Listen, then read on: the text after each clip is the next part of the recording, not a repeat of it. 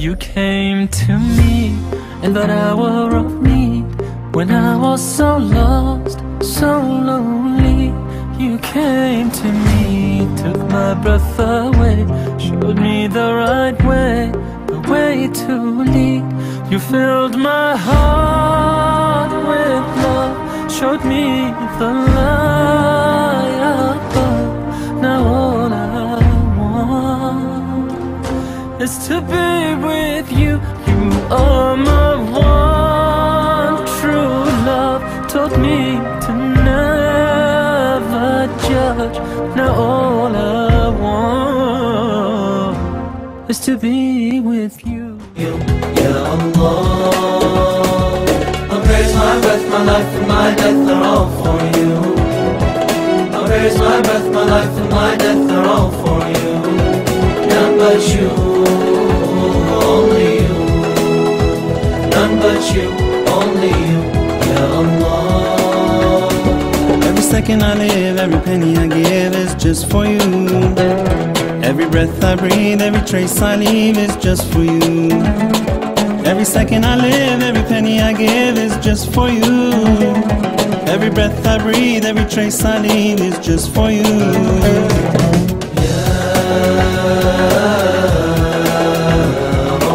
Ya Allah, I praise my breath, my life and my death are all for you. I praise my breath, my life and my death are all for you. None but you, only you. None but you, only you. Ya Allah. In all my fears, in all my tears, I'm calling you. In all my shame, in all my pain, I'm calling you. In all my fears, in all my tears, I'm calling you. In all my shame, in all my pain, I'm calling you.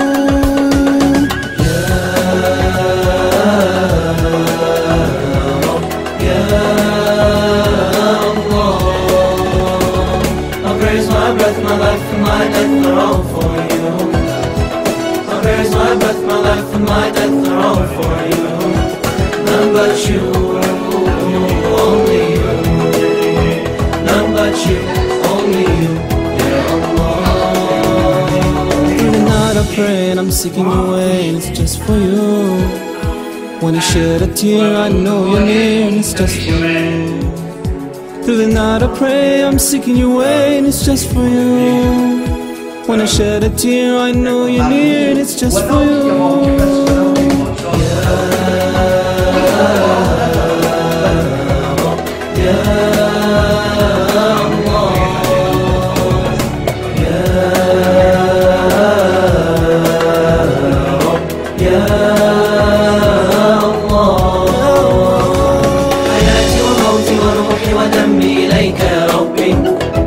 حياتي وموتي وروحي ودمي إليك يا ربي. أنبت إليك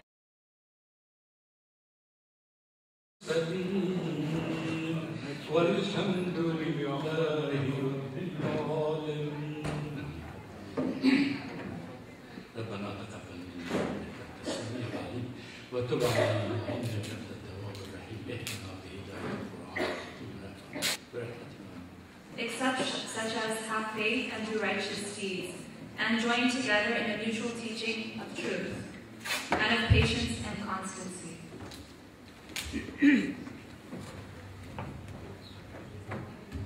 And now I'd like to request Brother Abdul Nasir to the stage, please. السلام عليكم.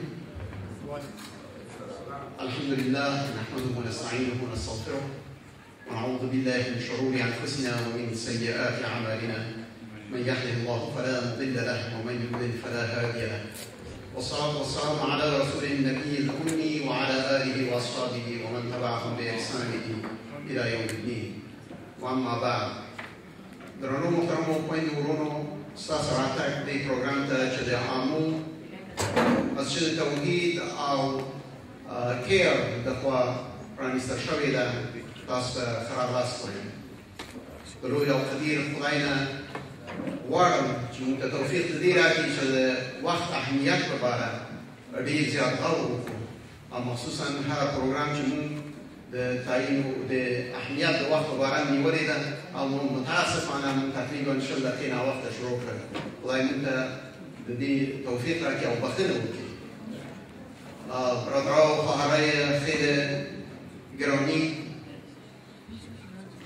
خوشحال هستم که باز هم شما را در این پروگرامی که در باره وقت، اهمیت وقت، تعلیم و سکونت برگزار شدن و از طرف 3 ارگانیزیشن عمده در این محیط که AAMO African American Muslim Outreach یا انجمن دعوت اسلامی افغانان مقیم امریکا، مسجد توحید و CAIR Council of American Islamic Relations ترتیب یافته شما را خوش آمدید میگویم. خداوند توفیق از این عنایت کنه که در پایان از این پروگرام توان از این داشته باشیم که واقعا درباره یکی از موضوعات خیلی عمده‌ای که در این جامعه ما به او برخورد میکنیم که اهمیت وقت است، ما حداقل یک دانش کمی از علمای کرامی که در اینجا تشریف دارن حاصل کرده باشیم. کم از کم 1-2 مشکل زندگی غربی مانده بود که کمبود وقت برای من اجازه نداد که رو مطرح کنم. یعنی مشکل یا تأثیر جامعه غربی سر مردای ما، مشکل و تأثیرات جامعه غربی سر خانم ها و بالاخره مشکل و مصیبت های جامعه غربی سر اطفال. بدبختانه مردای ما با عنوان آزادی، با عنوان آزاد فکری یک سلسله مسائل از فرهنگ غربی کافی میکنن. اینا کاباره نشین میشن، در پب میرن و یک سلسله کارایی میکنن و ناوقتهای شب به خانه میاین و زن بیچاره در خانه ششته انتظار میکشه که چه وقت میاین و طبعا بسیار همینطور خب و چوب میاین. میگن که در خانه یک کسی یک دزد آمده بود. این هیچ خبر نشده بود که وقتی که دزد از خانه میبرامد پلیس دزد گیر کرد و این مردکر خبر دادن که این در خانه تا آمده و یک مقدار پیسه تا دوزی کرده. گفت پیسه را برش بخشیده. گفتن چرا؟ گفت که من خودم که بسیار کوشش میکنم که در اینجا پنهانی در خانه برایم، زن من حتما بیدار میشه، خبر میشه که من آوقت آمدیم که من جنجال و حال میبرم. هیچ چطور آمده که هیچ کس خبر نداره. من میخوام همین رازه بکنم. حالی اگر ما شما یک دفعه همین معادله را سرچپه بکنیم و اینطور تصور بکنیم که به طور مثال یک خانم همینطور ناوقت در خانه بیاید، در نتیجه چی میشه؟ در مورد شخصیت رو شک میکنن، در مورد عفت شک میکنن. بیشتر همیشه یکی از همشیرا بود که از کابل آمدن، امرای ما درد دل میکردن. 1-2 صحنه دلخراش برای من قصه کردن. یکی مردی که سر زن خود بریده بود بدون حکم محکمه، بدون حکم قاضی، خط به دل خود. و دیگر کسی که پنجای خانم خود قطع کرده بود و از بسیار خشم و از بسیار احساس انتقام این را کباب کرده بود و روبروی دو خانم خورده بود. این را شما چی میگید؟ این به اسلام چه ارتباط داره؟ این به یعنی همون عدالتی که اسلام برای ما در مناسبات زن و مرد مطرح میکنه چه ارتباط داره؟ این یک مشکل است. و مشکل دیگه است که وقتی که مثلا در داخل مملکت زنایی که توانایی نداره سر خود تیر پاش میتن و خود در میتن. شما یک دفعه تصورش کنید که همون رقم یک زن در چه حالت روحی قرار میگیره که باید خود درد. و ای که فرض میکنم در این مورد چی میشه، مسلمان ها چی میکنن، علمای اسلام چی میکنن، آیا این جز غیرت دینی مرد جواز میدن؟ چی بسا زنان که ناحق بیچاره متهم میشه. به هر صورت این مسئله است که علمای اسلام سرش بسیار جدی فکر بکنن. به خاطر چی؟ به خاطری که اگر جدی فکر نکنن روز به روز مردم از اسلام دور رفته میشن، مخصوصا نسل جوان. و بدبختانه غرب زنان را قسم مصنوعی ساخته و از این بیبیایی که ششتر عذر میخوایم، لیکن یگان وقت از ساخت مصنوعی زنای مسلمان هم تقلید میکنن. وقتی که من میگم زن مصنوعی، موی ساختگی، ابرو ساختگی، ناخونا ساختگی و ناگفتنی ها هم جلای سیلیکون ساختگی. بنابراین وقتی که آدم یک زن زیبای غربی رو در کوچه و بازار میبینن، فوراً از مثل دیگه چیزا از خود پرسان میکنه Is it real؟ و نمیتونه جواب بده که بله. اما تأثیر منفی فرهنگ غربی سر اطفال شما بیشتر محسوس است. اطفال در مکتب میرن که شاگردای دیگه یک جای درس میخونن و مطالبی که در مکتب برشان درس داده میشه او را یاد میگیرن. بالاخره احساس میکنن که پدرها و مادرهای ما با یک نسل گذشته تعلق دارن که دیگه بین ما و اونا تفاهم صورت گرفته نمیتونه. They simply don't understand us. بنابراین مثل طفل غربی در فکری هستن که چه وقت بخیر 18 ساله شویم و از زندان خانه برایم و با آزادی برسیم. اینا یک سلسله حقایق جدی هستند که در برابر دنیای اسلام قرار دارند. و وقتی که مثلا یک تعداد غربی ها مسلمان میشن، مسلمانی از نظر بسیار خوب است به خاطر که اینا جستجو میکنن، مطالعه میکنن و بعد از مطالعه مسلمانی را قبول میکنن. بنابراین دینشان یک دین تقلیدی نیست، دینی نیست که از پدر و مادر و پدر کلام این نمونه گرفته باشن، خودشان مطالعه کردن و در اثر مطالعه خود گرفتن. این باید شروع کنم که طفلا وقتی که در مکاتب دربی میرن، اینا که یک سلسله مسائل روبروی هستند که او را پدر و مادرها در خانه برشان توجیه کرده نمیتونن. شما تصورش بکنید مردی که 30 سال در امریکاست اگر در روز 2 کلمه انگلیسی یاد میگرفت روان به تکلیف انگلیسی گپ زده میتونست. لکن ما همیشه یاد گرفتیم که فرهنگ فاسد غربی اگر ما زبانی مردم یاد نگیریم چطور اسلام در بینشان تبلیغ میکنیم؟ در پشاور ما در کورسای آیارسی درس میدم. پیشروی خانه ما یک مسجد بود که اونجا نماز جمعه خوانده میشد و من مسلکاً معلم انگلیسی استم. کار من در انگلستان هم درس دادن انگلیسی بوده و در پشاور هم و در افغانستان. دیگه این مولانا صاحب میخواند که اسلام شو در نپات یا تزدکر انگلیسی افسوس مال روزی. هر روز جمعه در خطبه نماز جمعه بلا ناغن این بیت میخوام و ما در خود میخورم که ما بیچاره رو میگم. و یک روز رفتم بیشش گفتم که مولانا صاحب تو نباید که در کافران مسلمان شد ولی نیغوارم دا این سعادت کدوی مسلمان شد.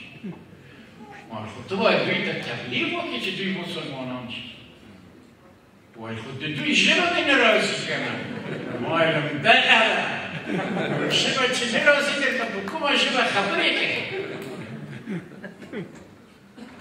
باز از ما متوجه شد که ولی راستی یعنی ایره برای شما پوست کندن انگلیسی به یک زبان بین المللی تبدیل شده بهترین وسیله تبلیغ در کل دنیاست. بنابراین ما از این بود عالم کار داریم مثل جناب سیرت سیاست و جناب راشد سیاست که اینا علوم اسلامی را عمیق میفهمند، درست میفهمند و در عین زمان یک فرهنگ یا ثقافت شهری پیدا کرد و این فرهنگ و ثقافت شهری را که هیچ مخالفت کرده نمیداد و اطفال شما وقتی که در مکتب میرن و یک سلسله مسائل میشنوند اینا سردرگم میشه. پس اگر شما این طفلا را میخواهید دکتیشان و تفاهم برسیم که تیشان درست صحبت کرده بتانیم و اینا یک کار کرده میتونید که شما جنبه های خوب اسلام که اونا مطرح کرده و طور مثال اگر زن و شوهر افغان در خانه مشترکن نشوند و یکی بروی دیگر نزنند و یک زندگی توأم با آرامش داشته باشند در اون صورت از شاگرد مکتب میخواهند که در اون صنفت یک سروی کن ببین که چند تا طفلا در اون صنفت سینگل پرنت هستند یعنی یا تنها پدر دارن یا تنها مادر دارن. این یک مسئله است و از اونا پرسان که دلیلش چیست چرا سینگل پیرنت هستن چرا اینطور زندگی خانوادگی اینا زود میشکنه و از بین میره و دیگر از این طفل پرسان کنیم که یک سروی دیگام بکنه که در مکتب خود که یک زن از روزی که از 15 سالگی شروع میکنه تا 30 یا 35 سالگی چند مرد داخل زندگی میشه و از زندگیش بیرون میره. اینا یک طفل پیدا میکنن که مرد خود متارکه میکنه جدا میشه چون از یا نکاح و مسائل نیست به اصطلاح سیویل پارتنرشپ است. بنابراین یک طفل دارد در زندگی یک مرد دوم داخل میشه برای طفل خود میگه که this is also your dad, your second dad. طفلک بیچاره قبول میکنه که okay, my second dad. باز یک چند وقت دیر میشه که دیا متارکه میکنه نرگوی سیوم به اصطلاح میگه باز برای طفل گفته میشه که this is your third dad, fourth, fifth. اینایی اون طفل ایران میمونه که چرا دیگه مردم یک پدر و مادر دارن لیکن من یک مادر دارم 5 تا پدر دارم یا برعکس یک پدر دارم 5-6 تا مادر دارم این یک مسئله است که شما طفلای خود در این مورد کنجکاو ساخته میتونید که تحقیق بکنن و زندگی اونا را درک بکنن و بعد از او همون طفلایی که سینگل پرنت هست از اونا پرسان کنن what do you feel about it? Were you very happy? و برای ترکیب در دیگه موارد اسلام در قرن 21 پیشتر کسی بیاد که در فریمونت دریچه قرن 21 داره اون از اون دریچه قرن 21 اگر طرف دنیا ببینید او وقت متوجه میشه که چرا مسلمان ها برخلاف سنت پیغمبر خود گدای مال هستن، گدای فکر هستن، گدای عقیده هستن و بسیار وقتا ثبوت دین خود هم از دانشمندای غربی میگیرن. ولی فلان دانشمند غربی درباره دین ما چنین گفت. این هیچ بدت نمیکنه. ثبوت خود با یک بیت بیده به خاطبه میتونم و شما را به خدا میسپارم. و او میگه که نور جان در ظلمت آباد بدن گم کردم. نور جان در ظلمت آباد بدن گم کردم. آه از این یوسف که من در پیرهن گم کردم. و ما شما هم بدبختانه یوسف اسلام در پیرهن ها گم کردیم. السلام علیکم و رحمت الله. حالا نوبت میرسه به برادر محترم ما انجینیر مسعود نسیمی. Our dear brother is going to talk about how to empower our community through engagement. Brother Masud Nasimi. Assalamu alaikum. Wa alaikum assalam. We are very blessed to have gathered in this kind of gathering, that alhamdulillah we are learning, we are strengthening our iman, and also we are looking forward to do something for ourselves first, then for Islam, then for our communities and others. And alhamdulillah, this kind of opportunity, Allah subhanahu wa ta'ala chose us. And we should thank Allah subhanahu wa ta'ala that chose us to be among this gathering. There are a lot of people who heard about this conference through TV, through flyers, through a lot of announcements, but yet their worldly affair probably interfered and they couldn't be here. So alhamdulillah, being here itself is a ni'mah, and we should thank Allah subhanahu wa ta'ala. I also would like to thank Masjid al-Tawheed and also CAIR, that alhamdulillah I'm part of CAIR and I'm also part of AAMO. So here I have two very important tasks to accomplish. So as I said, I will just talk bullet points without any explanation, without going through details because of the time shortage. But AAMO was established by brothers and sisters who were active before in Islamic affairs.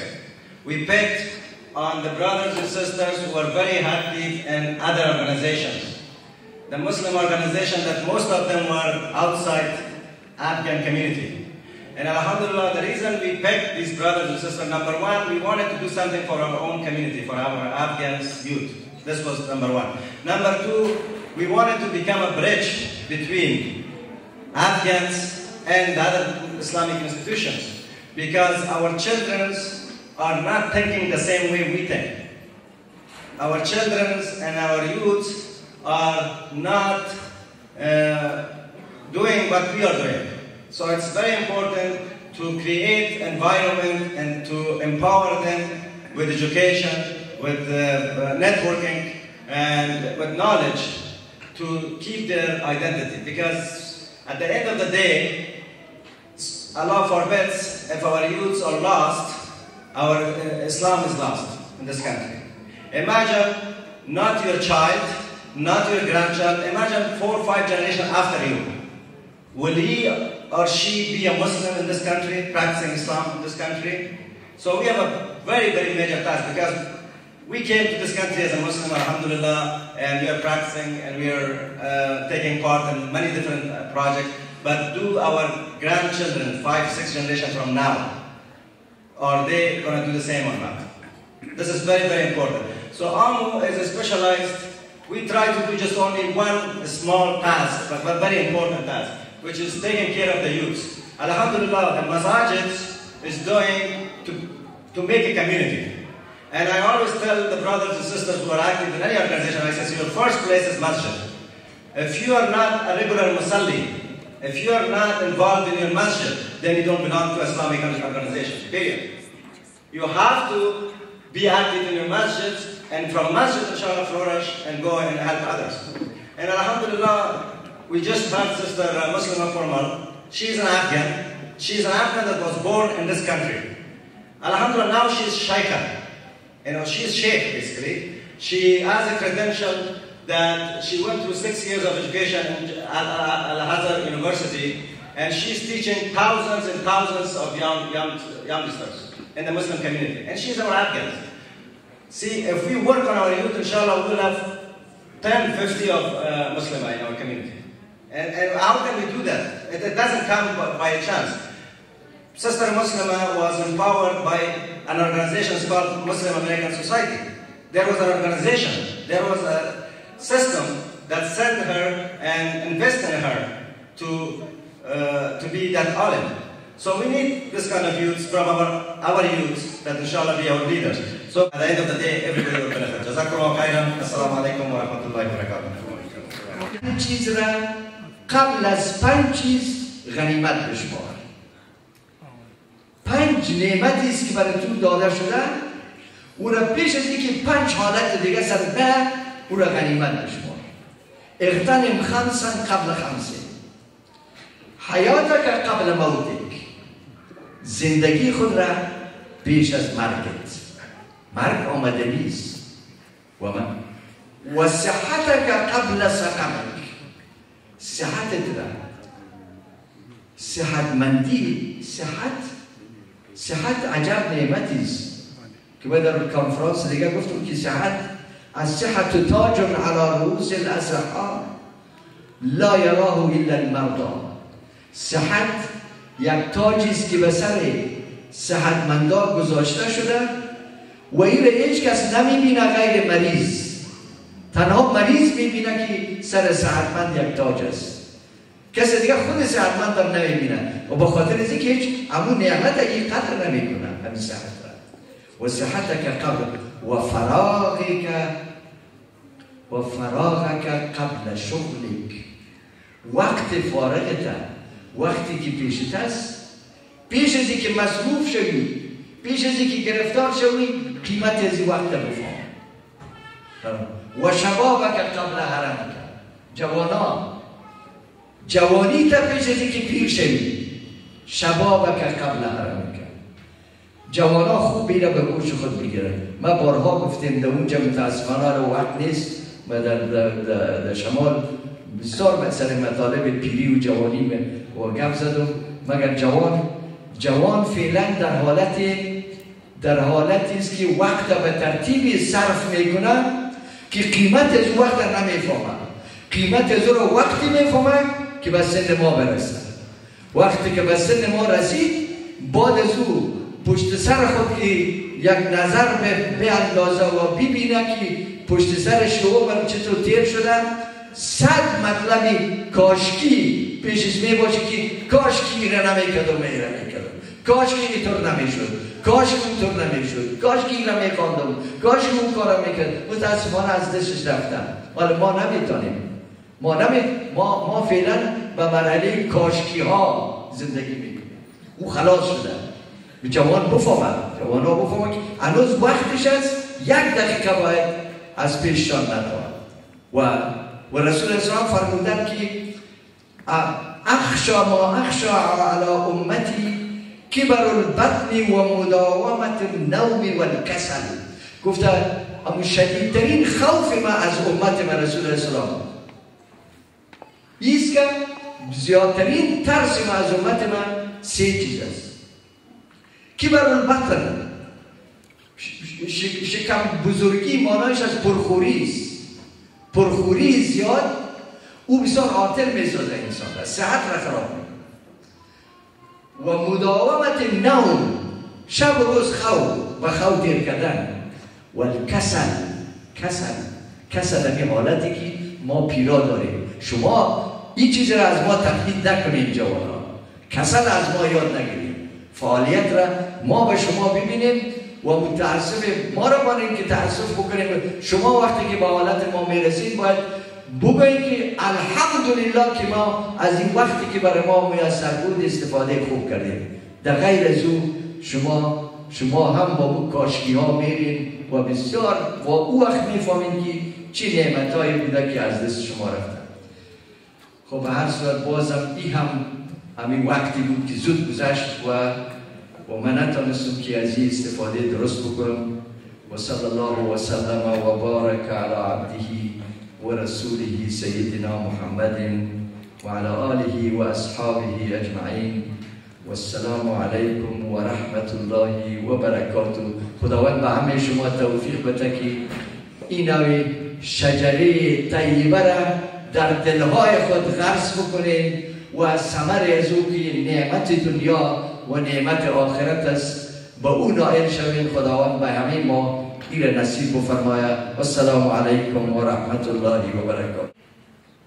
When it comes to our role as young people, that we want Jannah and each other, we need human relationships. Relationships that are coming together for the sake of serving Him. Count when we die.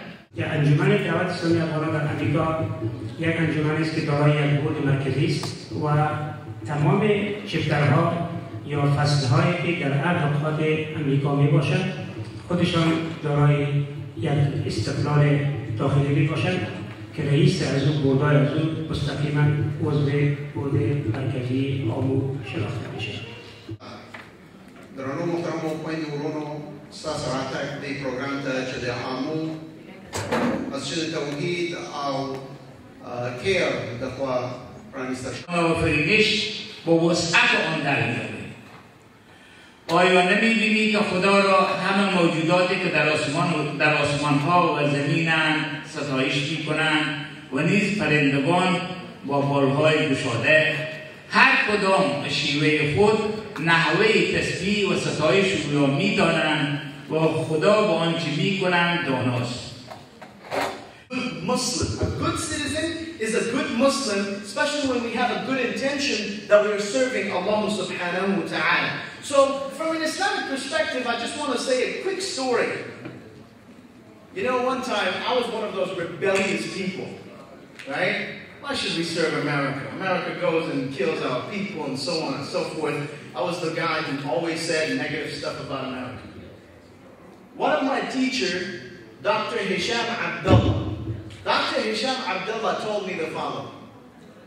He said, when you live in this land, and with the will of Allah subhanahu wa ta'ala, this land gives you education, safety, security, right? This land gives you the opportunities that you cannot get other places. Then by Islamic law, this land has an obligation upon you to serve it. Subhanallah. There is an obligation. When Allah chooses you and I to be here, Allah subhanahu wa ta'ala also has a responsibility for you and I to convey the message of Islam, to be positive, to be good Muslim, to be a good role model, and to be a good citizen, inshaAllah ta'ala. Our Sheikh Muhammad Yusuf Islahi. Many times we quote Sheikh Shuyukh from Arab world. Sheikh Yusuf Islahi is from India, probably one of the top scholars in the world, maybe top 10 or something, right? Has written over 40-50 books from India. Sheikh Yusuf, Muhammad Yusuf Islahi. Many of his books were also translated to Farsi and Bashar, Fiqh Asan and the rest of them. So he said something beautiful when we asked him about citizenship and activism. When we said, what is activism? It was a small circle, we were having breakfast or something. And he said, he started laughing. SubhanAllah, he's very old, alhamdulillah, may Allah subhanahu wa ta'ala preserve him. He started laughing. And we said, why are you laughing? He said, because when you say, La ilaha illallah Muhammad Rasulullah, when you declare that you are Muslim, you are actually signing up to be an activist. Because Quran is active, Islam is active. We don't need people who just say we're Muslims and we don't do nothing else. We sit back and just watch the world go in the wrong direction. That is what our scholars have taught us. So inshallah, that's about that. Let us ask ourselves, how are we helping them? If that's the case, then how are we helping? What are we doing?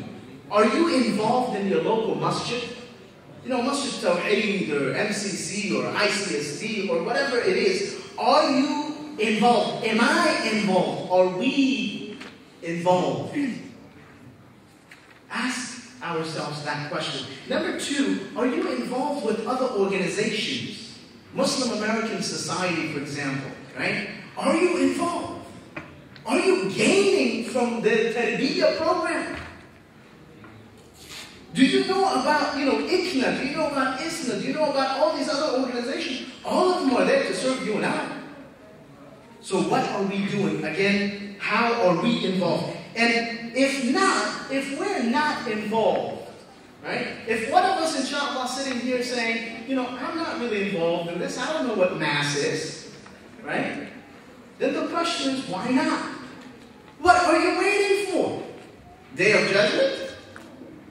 Seriously, don't we fall down one by one because of whatever reason, young and old die? Are you waiting for that day? It will be too late. So inshallah, we need to ask ourselves that question and hopefully be active. So inshallah, حسبنا الله ونعم الوكيل، نعم المولى ونعم النصير، وصلى الله تعالى على رسول خير خلقه محمد وعلى اله وصحبه اجمعين برحمتك يا ارحم الراحمين.